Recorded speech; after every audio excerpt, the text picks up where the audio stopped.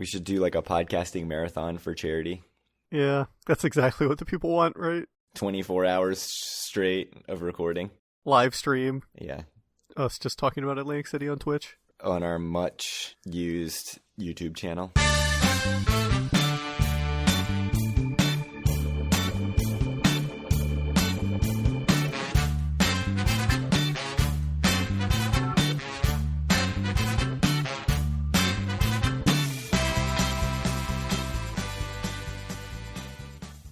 Howdy, it's Wednesday, July 10th, 2024, and this is episode 232 of Due for a Win, the Atlantic City and Horseshoe Casino podcast. I'm Kyle Eskin, joined as always by Craig Stone. What's good, Craig? Not just Horseshoe Casino, but Maryland casinos in general. That's true. You went to Hollywood Casino Perryville.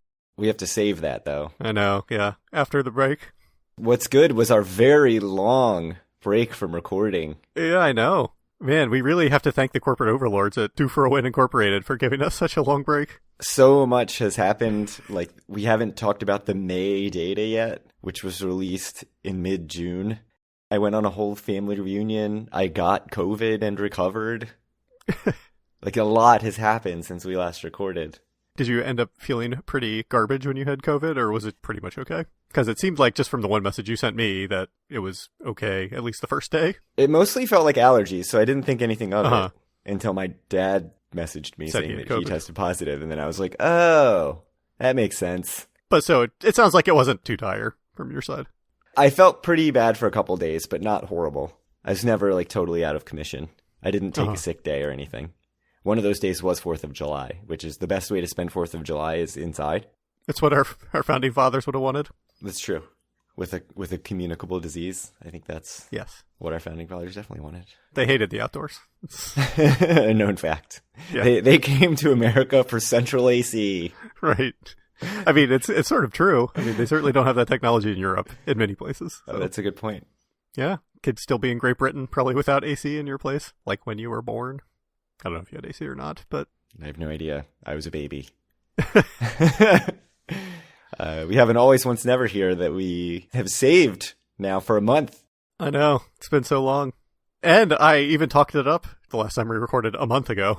It's been so long I had to go back to the menus and make sure that none of this has changed. And none of it has changed, so we can plow ahead with fancy happy hours. Mm-hmm. Limited to ones we've been to, so we have not been to the Doc's happy hour or the Vic and Anthony happy hour, which people highly recommend. We did try to go that one time when I was tragically way too drunk for live-in, but alas, there was no bar seats. No bar seats. Yeah. So we can run down the list of all the happy hours and tell everyone what the options are, or at least some highlights. Uh-huh.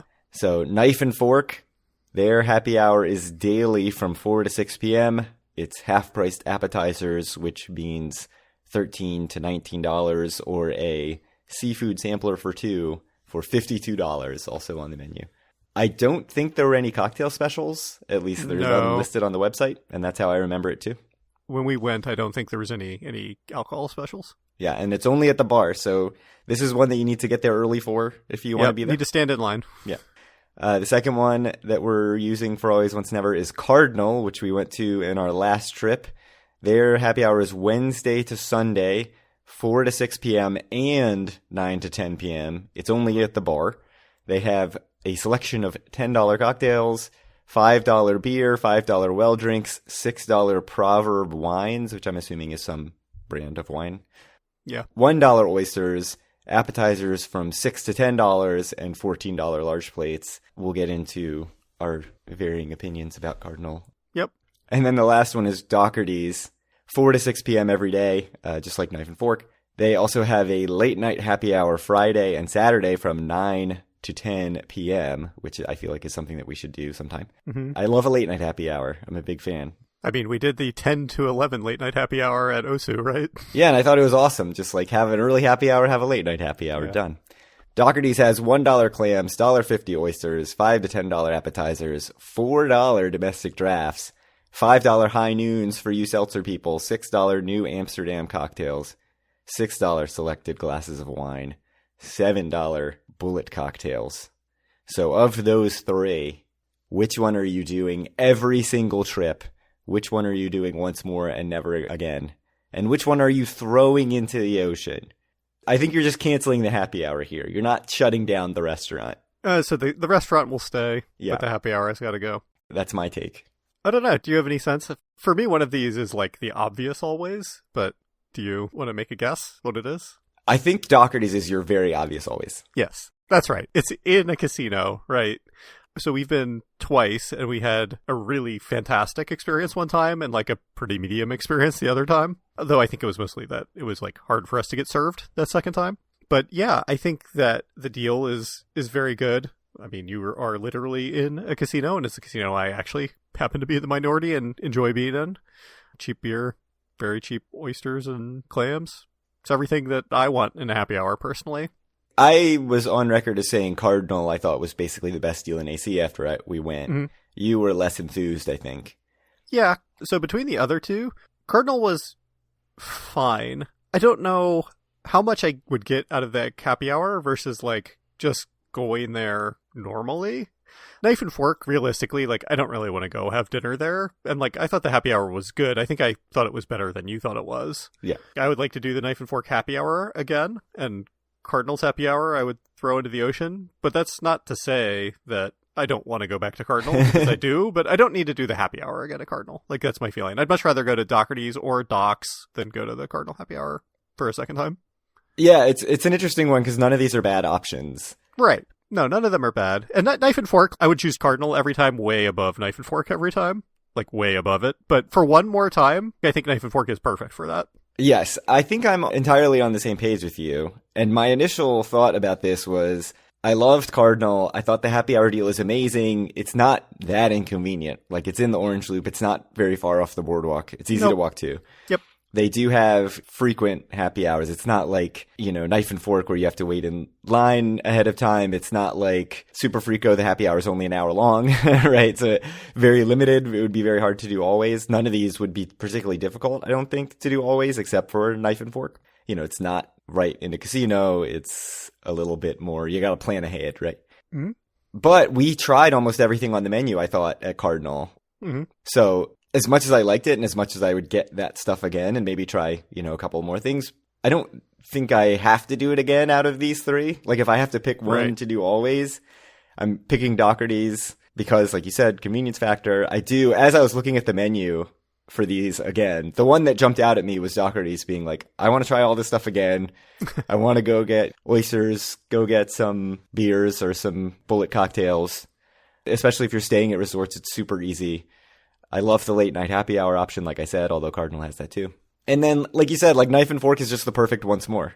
If I never went to Knife and Fork again, I don't think I would be like crushed about it. But in terms of if I can only do one of these things once more, I think I'm getting more out of doing Knife and Fork once more than I am out of doing Cardinal once more. It does feel like more of a once experience. I think. Right. So that's, it is, like I said, it's by far in last place if I was just choosing the always, but it's in first place among once more, I think. So it's weird because usually it's not like that in Always Once Never, but yeah, it's a strange one. It's special. It's kind of a special experience, I think. And once more is probably the right number that like I realistically want to do this experience once more, and that would be fine. Yeah, I mean, if you're ignoring sort of the game side of it, I would like to do Doherty's multiple more times. Right. I mean, I would probably like to do Cardinal at least once more. But Knife and Fork is something that, like, yeah, I'd absolutely like to do that once more, and probably I would never need to do it again after that. So a couple of notes about other happy hours. Doc's is sort of on the similar, same owner as Doherty's and Knife and Fork. Super high on my list. Doc's happy hour. One that we definitely need to do, 4 to 6 p.m. daily. It's at the bar only. I'm guessing similar that you have to also, get there ahead of time. Knife and Fork, I think you have to stand in line. Yeah. Yeah. $1.50 raw oysters, $4.50 soups and salads, half price appetizers. And then the Vic and Anthony happy hour at Golden Nuggets, another one that you need to get there ahead of time. It's very long, 4 to 7 p.m. You're getting into real dinner hours there. It's closed on Sunday, so it's every day except for Sunday because the restaurant is closed on Sunday, which seems very odd. It is a weird day for a restaurant to be closed, but... At the bar and lounge only, they have $11 cocktails, $6 domestic beers, $7 specialty beers, $9 glasses of wine, $2 raw oysters, and $10 and $11 appetizers. I know people love this happy hour. Like, it gets highly, highly rated. But just looking at the dollar amounts of all these things, every other happy hour we've listed seems like a better deal. Well, except for knife and fork, maybe. Oh, yes, knife and fork is more expensive. Right. So the food at Vic and Anthony really would need to hit to push it above, say, like Doherty's or Cardinal or, all right. I mean, Doc's, which we just know the food is good. Next time on our one-night trip that is surely coming up soon, we stand in line at Doc's at 3:30 or whatever, 3:40, and we go to happy hour, and then we go to the late-night happy hour at Doherty's, right? That's how we're doing our dinner. The Doc's Doherty's doubleheader. Yeah. 9 o'clock at Doherty's? Come on, that sounds perfect. With some full pay quarter bonus poker in between. Oh, yeah. Sounds good. That's why Resorts loves me. Just nonstop full pay bonus poker. They can't get enough. At the quarter level. Sure. So when is our one-night trip going to happen? Soon, right? Like September? Sure. I've been having to lug my laptop on all summer vacations to like get in hours here and there. I think I could actually figure out a way to do an overnight trip without taking any leave. It would just be kind of annoying. Anyways, that's a discussion for another time. Certainly not a discussion for an episode about Atlantic City. We have a correction, which is that we said in episode 230 that we met Tom L. Tom L, who had asked a mailbag question. But we actually met Jim H. So mistakes were made. Both three-letter names that end with M. Both have a single initial as their last name. Indeed, that's very strange because that's rare, but yeah. So apologies to both Tom L and Jim H for the confusion. Yeah, we're all very disappointed in you, Craig. Well, maybe I can make it up to you with a trip report. All right. An incredible trip report from almost a month ago, June 14th and 15th. We had talked about my summer Friday, my day off, and I had kicked around the idea of going to Atlantic City. We had certainly left it last episode that I was not going to Atlantic City. I was going to Baltimore for an Orioles game. We went to the Orioles game.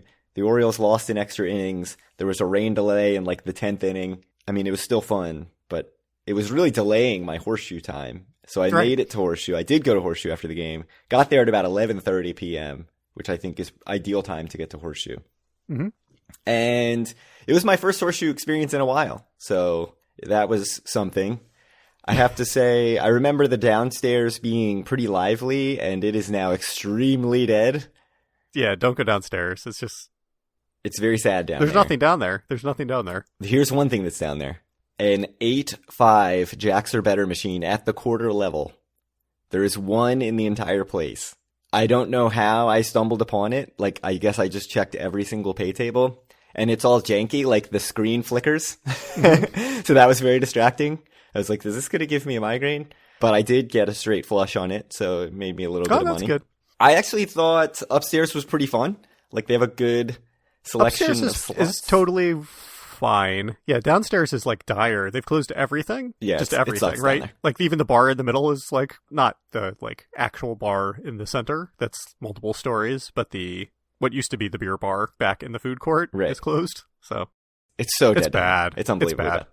There's a little sports bar down there that had a few people at it, but otherwise, yeah, it's just so dead down there. But I did like the selection of slots upstairs. They had, all the stuff you'd expect. They had a new, like, Huff and Even More Puff machines. They had, obviously, Buffalo.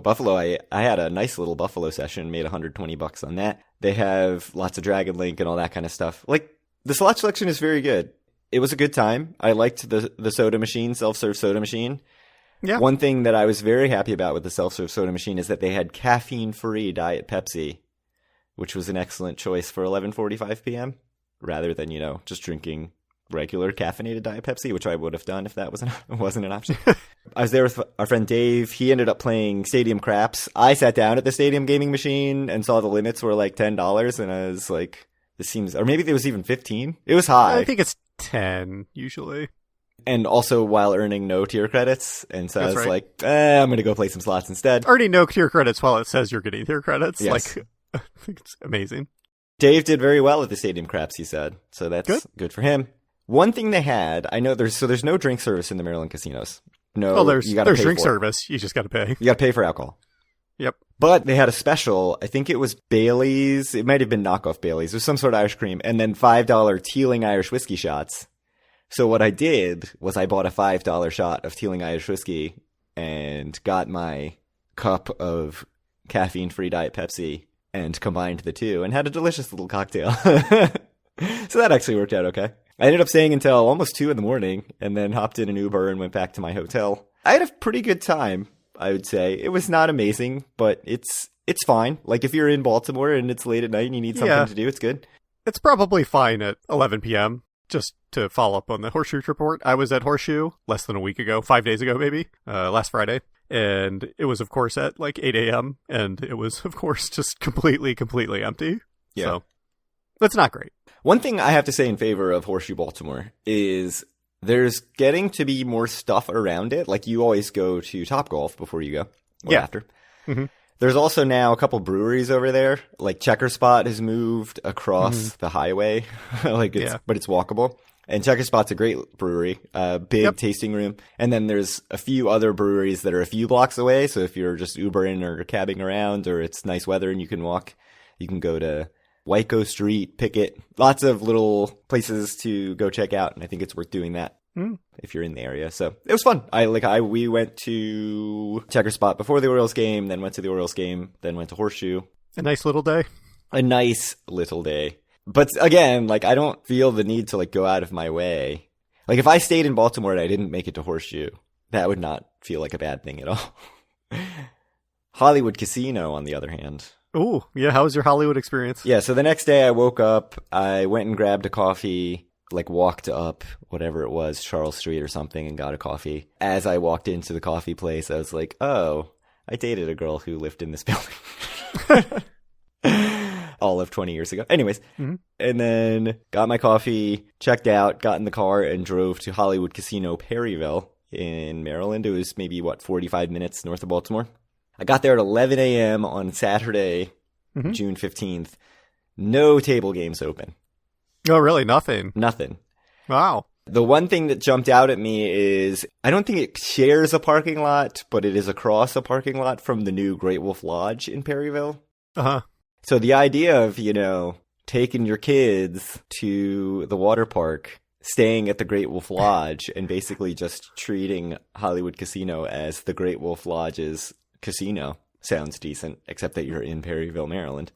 There were some poker tables going at the Hollywood Casino. I got a $10 sign-up bonus, so I'm now a Penn Play member. Ooh. I've started to get some offers for $10 free play and stuff. Gotta go back. Just some initial thoughts about Hollywood Casino Perryville. It's extremely small. It is very small. I walked in and I loved it. There's some Art Deco sort of style in there. It's very like old Hollywood themed. Since it's so small and like it's got a tiny bar, it's got one sports bar restaurant thing in it. It almost feels like a movie set of a casino. Yeah, I can see that. Some set designer's idea of what a casino looks like. Mm-hmm. And they make it as small as possible because they're just shooting a few scenes and then they're leaving. Yeah. So that is what it feels like. You haven't been to the one in West Virginia, right? No. It is not like that. But yes, I definitely see what you're saying about the one in Perryville. And it does seem like a set more than an actual casino just because it's so small. And I was walking around, I was like, this is so cute. But then like I left and I was like, well, why would I ever go back? Other than it's just literally right on the way.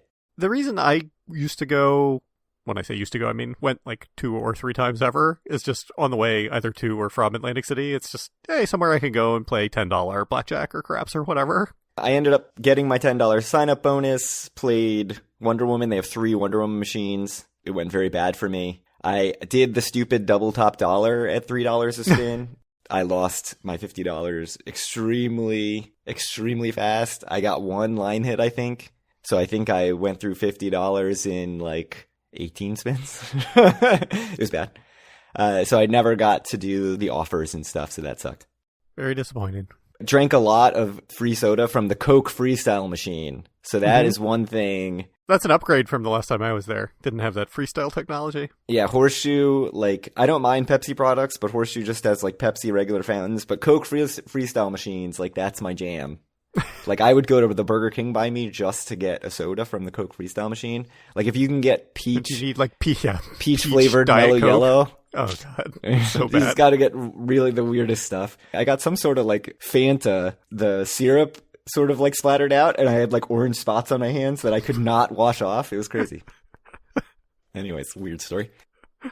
So I walked around a little bit, played some slots. It did not go well. And then on the way out, I was like, well, let's see what's going on with the tables, because then it was like 12:15. Mm-hmm. So the tables all opened at noon. Yep. And it was $15 blackjack, Ooh. $10 roulette, $15 craps, and $25 pie go poker. That's harsh, man. I was surprised at how high it was. I mean, $10 roulette is fine, but I would have thought 10 for all those, except for maybe pie go at 15 or something. yeah. I mean, I would have played some pie go poker if it was open earlier, but 25, surprising. Yeah. But yeah, I really liked it. It was like a nice little stop, but again, like it was Saturday too, right? So that's true. Maybe if you went on like a Tuesday, it would have been different. I really wonder how they're doing business-wise since Great Wolf Lodge opened, because I really wondered, like I was looking at the people playing craps and I was just like, that might help. Are all these people's like kids right now in the water park at Great Wolf Lodge? It's a good idea. Yeah, it sounds great. We should do it. That's our next trip. It's like way closer for you guys. It is very close for me compared to the one at Showboat. It's probably not significantly further than Atlantic City for me. Yeah, it's probably going to fit another 50%. But and then I don't need to go to Showboat, which is another upside. That's true. You should buy the Showboat water park. Yes, that's true. All right, so that's my Maryland Casino Strip report. I don't think I have anything else to add. I have a question, obviously, that I came up with, and it just isn't in the script for me. So, does this make you rethink, say, never for everywhere else in last week's always once with a W, never, since you basically turned this Baltimore trip into a casino trip? You don't spell once W-U-N-C-E? W-O-U-N-C-E, once.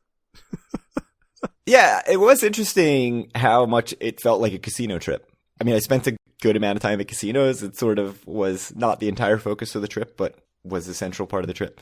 And it was nice, but I don't think I would need to do it everywhere. I don't think it would have made the trip significantly worse to just not do the casino stuff. You had said during the Always Once Never that if you had gone to some city where there's a casino, like some town, there's a casino and you just can't go, that would be really disappointing for you. But like if I was in Baltimore and I just couldn't go to Horseshoe, I mean, maybe that's a bad example because Horseshoe sucks, but... Yeah, like I had a good time. So I went, 12 years ago now to New Orleans or whatever, and it was just nice that I could take an afternoon and just go to the casino in town. And yeah, it would have been a bummer if I couldn't do that. The Harris in New Orleans is nice. It was totally nice, yeah. All right. That's the trip report. We have lots of news. So much news because it's been a month. It's been 4 weeks. The first thing is that the Noodles of the World, also known as the Now, at Borgata, is temporarily moving into the izakaya space as they renovate its regular space. The most surprising thing about just Noodles of the World in general is that I've never been. Like, yeah. I've sat at those pie-gow tables so often and just looked and been like, yeah, that would be good. And I've never been. It's probably good, right? I mean, it's at Borgata. I'm sure it's good. Yeah, I'm just sure it's good. It's now in a massive restaurant space, moving from its very small space over by the pie-gow tables. Pie-gow tables, yeah. So yeah, from the website it says, beginning June 19th, visit the NOW temporary dining experience located next to Old Homestead. And let me tell you, that's a long time in the past. Because June we 19th. haven't done this in a month. Keep that in mind next time you go to Borgata. Yep. If you are someone who frequents the Noodles of the World. So I guess probably the biggest news of the last month is that the much maligned, maybe by us and also by other people, AC Beer Music Festival that was supposed to be happening at Baderfield was canceled, basically due to poor ticket sales. From the website, the Atlantic City Beer Music Festival summer sessions will unfortunately not be taking place in 2024. If you purchased your tickets online, a refund has been issued and will be processed in 4 to 10 business days. If your tickets were purchased at Vagabond Kitchen and Tap House, you can swing through Vagabond and their team will issue your refund. So they said they are coming back in 2025. They did have their normal AC Beer Music Festival already in April. So we'll see. It seems like from what I was reading about it, people don't love the organizer of this. And he was getting a lot of flack. But I certainly said on the podcast, I don't want to go to Baderfield in July or whatever for a noon session. Right. It feels to me like the obvious answer here. I mean, for one thing, it's 2 months after the first, 3 months after the April session at the convention center. But the really obvious thing to me to do here is to do the convention center one anytime, really, because weather doesn't matter. March, April, and then do the Baderfield one in like September. Right. Right? Or like after Labor Day. Or do the Baderfield one in March or April and then do the convention center whenever you want. Right. Do that in July if you want, or September, or Especially this summer's been so freaking hot. It's unbelievable how hot this it has been unbelievable. It's been just awful. I mean, I don't think AC gets as hot as, Right. say DC or... Yeah, just terrible. Yeah, it's hot, man. I don't want to be at Baderfield. Yeah. And we were at the beach the week that it was 100 every day or whatever here, so... Sounds terrible. All right, so that's that news. That's very big news. All the news is sad, except, Noodles for the World moving is not that sad. Yeah, that doesn't matter. So the aquarium reopening has been pushed back to September. It was supposed to be on July 1st, according to a Daily Voice article that will be linked in the show notes. They're going to also do some work on the exterior that wasn't previously planned, including a new mural. So what do you think of that, Craig? When I first saw the announcement, I was like, oh, everything's taking longer than expected. But it actually just seems like they're adding work that they They're just weren't doing planning more to do. work. Yeah. So it seems odd, obviously, to open in September instead of July, but I'm guessing the aquarium is something more that locals do than... I would assume so. I mean, on the margins, it's probably good for it to be open in July and not September, and then just to close in the winter or something and do this, if that's what they want to do. Yeah. But is this a private institution, or is this, run by the state or city or whatever? I don't know, personally. But they might not really care about whether or not this makes good financial sense, if it's the government. The article really makes it seem like the decisions are being made by city council, which would indicate public. Yeah. So, And the website is they just don't at care. acnj.gov, which All also right, makes me think very much public. What do they care? They're not governed by things like profit. No. I mean, they're not even governed by things like the people of Atlantic City, so... That's a good point. Trenton making all the decisions. So that's your aquarium update. Mm-hmm. There's another strange thing that's happened, which a huge tip of the cap to Lou D for emailing about this, which is that the new Michael Schulson restaurants that were supposed to open in time for the summer at Ocean have not opened. And not only have they not opened, but they're no longer listed on the website as coming soon. Lou D emailed saying that he registered for a recent contest and the prize included a food and beverage credit at Pearl and Mary's. And now the prize is being listed as for Amada. So obviously things have changed. The press release from February announcing these new restaurants is also gone from the Ocean website. So I tried in multiple ways to contact Ocean. I never heard back. I posted in one of the Facebook groups, and the rumor is that one side, either Ocean or whatever Michael Schulson's restaurant group is, backed out of this deal. And so those restaurants are not happening, at least not right now. So that sucks because I was excited about those. I loved Izakaya, so I was hoping for, similar quality there. And it also really makes me wonder, what's going on now with that space? There's two good spaces there that were going to be used for that. I mean, one of them was just walled off with fake plants anyway, and has been for a long time. But the Harper's space, Harper's is now moved, I think, down by the Starbucks, I think. So what's going to go in that space? That's a big restaurant space. So interesting stuff. Obviously, probably not what Ocean was hoping for. Any thoughts on these restaurants? No, I'm totally without thoughts as usual. I want more happy hours, and these were going to have more happy hours. Yeah, that's true. I don't actually know if these were going to have happy hours. Last bit of news. May data. Yeah, May data. And I have to say, it seems like it was a pretty decent month. I mean, it was a 5-Friday month. 2023 was only 4-weekend month. But it's up 5.2%. Seems good. Borgata, of course, came in first. Hard Rock, of course, came in second. And Ocean, of course, came in third. All were up. Big shout out to Hard Rock, which was up 29% year over year. So just absolutely on fire still. And then 5 of the casinos were up, and the 4 casinos that were down were Bally's and the 3 Caesars properties, which is kind of more of the same. Yeah, I mean, Ocean in April was actually down 15%, and we were sort of trying to figure out why that was, because they've so consistently been up. Mm-hmm. So they were up 7.5%, a little return to form for them after being down in April. Golden Nugget was up 7%, which seems decent. They're having a decent year, I think, so far. So Golden Nugget had quite good luck, I think, in May, and Ocean actually had very bad luck, I think, to only be up 7.5%. So Bally's drops back down to last, which is where they've been every month except for April. They actually jumped up to 7th in April. So not looking as great for Bally's as it is for Golden Nugget, who's truly the hero of I don't know. The hero of Atlantic City. Golden Nugget is having an okay year, which is surprising given where they were at last year. Yeah. Just like other shout-outs for luck, Hard Rock, of course, had a lucky month, being up 29%, and Tropicana actually had an insanely lucky month, but we're still down 7% in last place, so that doesn't seem great. The Tropicana thing is fascinating because it's so crowded in there. It is. To go experience it and be there, you would never think that they would be struggling in any way, shape, or form. But maybe they're just making a lot of money on other stuff. Yeah, I mean, it could be that, by all accounts, it seems like, to me, who's spent a lot of time in Tropicana, the clubs and everything are doing well, so maybe they're still making enough money and they're happy, even if it's not in the casino. Yeah, I mean, and maybe they're making a lot of hotel revenue, too. Like, I'm guessing all these club people are paying for rooms. Like, they're probably not getting comped rooms, so that probably makes a huge difference to them versus, say, how many people at Golden Nugget are paying for rooms, right? Because everybody there is gambling. Everybody there is no one of an age where they're playing slots all day, probably. Those people are not paying for rooms. They're just not. Yeah, that sort of stuff would be interesting to see as we get whatever data that is, you know, all the occupancy and that kind of stuff, average room rate. So we'll be on the lookout for that.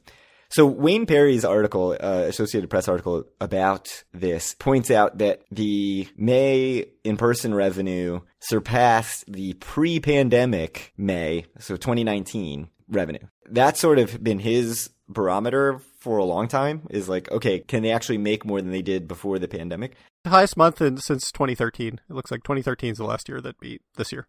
In May. Yep. In May. Yeah, so that's good. He did point out that only 3 of the 9 casinos won more from in-person gamblers than they did in May of 2019. So, you know, the gap being made up by Hard Rock, Ocean, and Borgata. But do we care about that? I think we've talked about this before. Yeah, we've gone around in circles on that. It is, of course, good if every casino is doing somewhat better, but, you know, we've talked a lot about it. Online is like a bigger part of all this. We're just talking about how Tropicana maybe makes money that we're not seeing on this. So it's hard to say that this is like exactly apples to apples, but also, is it great that Atlantic City is becoming more and more just a 3-casino town with some other small casinos that don't sell nearly as much as the top 3 casinos? Probably not, but it is what it is, right? Yeah, I mean, it's interesting that the 3 casinos that are doing the best are the 3 newest or at least most recently renovated casinos, right? Like, I think that says a lot. Right. No, it's 100% like a choice that Caesars specifically, because they were always, well, they haven't always been. They used to be some of the best casinos, best performing and just nicest casinos in Atlantic City. And they made a choice that they didn't want to do that anymore, and they didn't put any money into it. And now they're reaping what they've sown. Yeah, I mean, if you want to look at this from like a very Vegas perspective, like say you're resorts. If somebody came in and just demolished resorts and built a brand new gleaming property there. This would be the stupidest idea ever, but yes, go ahead. And named it something other than resorts. Uh-huh.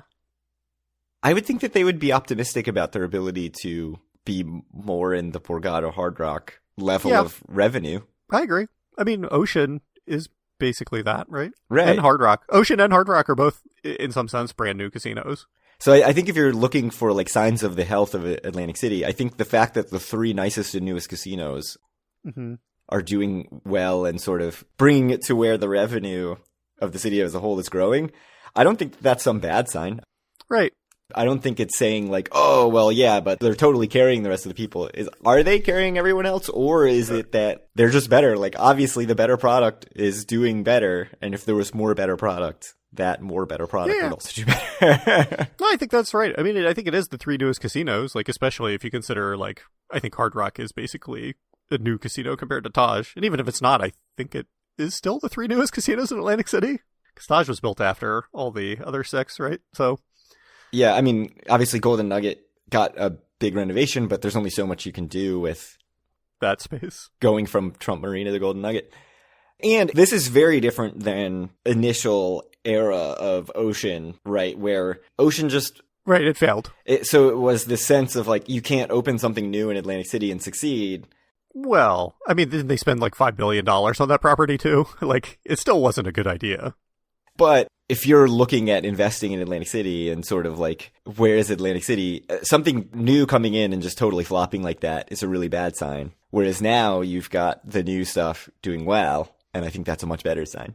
Yeah, like it's not great that 6 of the 9 casinos are still behind where they were in 2019, but like again, if you want to portion blame somewhere, like I put it squarely on Caesar's shoulders, because they were 4, 5, and 6 before this trend started and have not done anything to make their casinos nicer. I mean, by all accounts, I think like Resorts and Golden Nugget are like kind of keep it on. Yeah. It's Caesar's that's a disappointment, and it's specifically like they just weren't doing the upkeep that they needed to do to remain competitive. Yeah, I mean, we've talked before about how this is kind of a Caesar's problem, and especially because Harrah's is a huge property, Tropicana is a huge property. Right. Harrah's specifically, like, there's just no reason it should be in 6th place every month or whatever it is. They did beat Caesar, so they're in 5th place this month. But yeah, that's embarrassing. Like, Harrah's and Caesar should be doing much better than they are. Yeah. But, I mean, Bally's, Resorts, Golden Nugget, like, those all don't have the sort of big network that Caesars has. Right. Golden Nugget and Resorts are just smaller casinos than the others. Harrah's and Caesars are like, in some sense, it would be easy to make them very nice in a way that I think it wouldn't be that easy to make Tropicana, like the casino part specifically, like very nice. I think that's a bit tough. Yeah. Tropicana is very compartmentalized in a way that I think would be hard to really renovate. The quarter's nice and a bunch of the restaurants are nice, but the casino itself, like, I don't know how you make that area nice, in quotes. When I started going, they had started doing some work on the casino, and I think that main casino floor actually used to look even crappier. Uh-huh.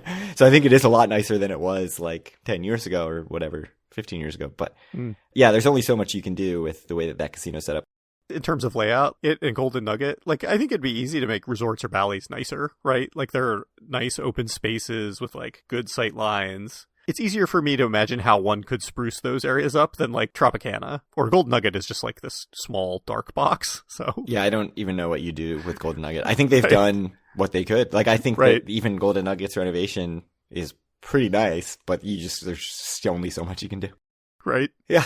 Probably way more than we needed to talk about 6-week-old data, but yeah, here we are.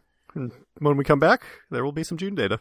It's true. Start of the summer season. Maybe even before this episode is posted, there will be June data up. That would be a problem. I don't think that's true, but... Well, thank you guys very much for listening, as always. If you want to reach out to us or any of our other listeners, you can do so at our Facebook group, facebook.com/group/doforawin. Find all of our great content at doforwin.com. Reach out to Craig on Twitter at doforwin or me at Kyle Askin, and send Craig questions to doforwin@gmail.com, and we may even answer them on air. How's our inbox? We have an always once never suggestion, which is good because we're running out of steam a little bit. All right. I mean, you said that you're always once never. Yeah. It's the always once never to end all. Always once nevers. And we're close, I think. We may need to come up with another segment. Mm-hmm. We also got an email from Paul B. saying, I accidentally brought home a smallish Caesars slot ticket, and I would love to donate it to the Save Wonder Woman Do for a Win Fund. So we may have a slot ticket in, ticket out ticket coming. Frankly, I'd be a bit disappointed if it was like $30 or something, and I'd be like really pleased if it was like 78 cents or something. So yeah. I said that if he sends it, we will find something very stupid to use it on. Oh, yeah, 100%. It's right up our alley. So we'll have to think of what that is. Mm-hmm. It'll depend greatly on what the amount is. It'll depend greatly on when or if we ever actually go back to Atlantic City. That's true. I don't see that happening. You're making it sound so enticing for him to send the slot ticket over? Yeah. Maryland Casinos Podcast. Maybe the slot ticket is just the boost we need to get to Atlantic City. Because both of us, I think, really have no interest. We need a boost. Both of us are really I think it's struggling. One of the co-hosts needs a boost a bit more than the other one. No, the summer's nuts. And I make no apologies for that to you or anyone else, except that it's actively hurting the podcast. Yeah. And we all know where your priorities in life should be. Podcast number 1, family number 2, job like number 317. Yeah, oh yeah, absolutely. I think this should really start a trend of everybody sending us their 19-cent tickets instead of giving them to charity. As we said, all money should either go to us or the casino. Right. And we will ensure that happens. And so I think if we really just like crowdfund with these tickets... Mm-hmm. We could just come in with like a burlap sack full of, 6-cent slot vouchers. It's like having free play, basically. Right. I mean, it, of course, is spread over 9 casinos, makes it tough. But I'm liking this idea. I think we should just put in every casino, like put a drop box, Do for a Win ticket fund, and just hope the casinos don't notice, and then come and unlock it every time we go to Atlantic City. I mean, how long do ticket in, ticket out vouchers last before they expire? I think a long time. Okay. Can they expire? I don't know. I assume so. We'll find out when we get this ticket. All right. Well, thank you guys very much for listening. You have any more last words? 2 weeks back on schedule. 2 weeks. Yep. be back the week of the 22nd for an Atlantic City trip and a live podcast.